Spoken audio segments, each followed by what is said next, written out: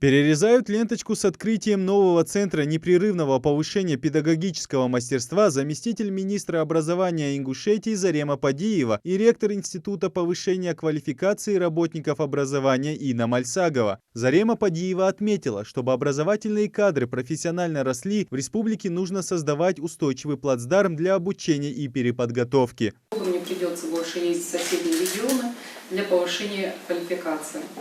Данный центр позволит нам расширить площадку Института повышения квалификации. Центр станет буквально основой для проведения всех ваших рабочих курсов, которые есть по повышению квалификации, и расширит, конечно же, диапазон.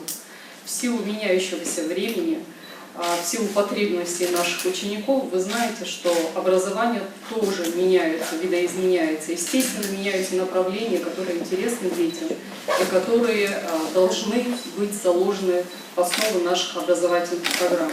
Участников мероприятия познакомили с инфраструктурой нового центра, показали кабинеты математической и естественно-научной грамотности, а также другие учебные аудитории, оснащенные высокотехнологичным оборудованием. Преподаватель, стоя у доски, может просто нашим детишкам провести полный свой образовательный курс, выставить его на платформе. У Института повышения квалификации есть такая дистанционная платформа, Инна Игубовна, я правильно говорю? Да. Где можно разместить все интерактивные курсы. Центр непрерывного повышения педагогического образования открыли в республике в рамках нацпроекта образования. В Ингушетии это первый проект именно для непрерывного образования учителей. Взаимодействие с педагогами в новом центре кардинально отличается от привычных центров повышения квалификации. Основной акцент делается на индивидуальном подходе к каждому обучающемуся. Мы центр позиционируем не как некие образовательные учреждения, производящие массовые курсы, да? Мы пропагандируем именно индивидуальный подход. То есть сегодня в одной группе учителей, например, там учителей-предметников, да, каких-то, у нас есть более сильные учителя, есть более слабые учителя.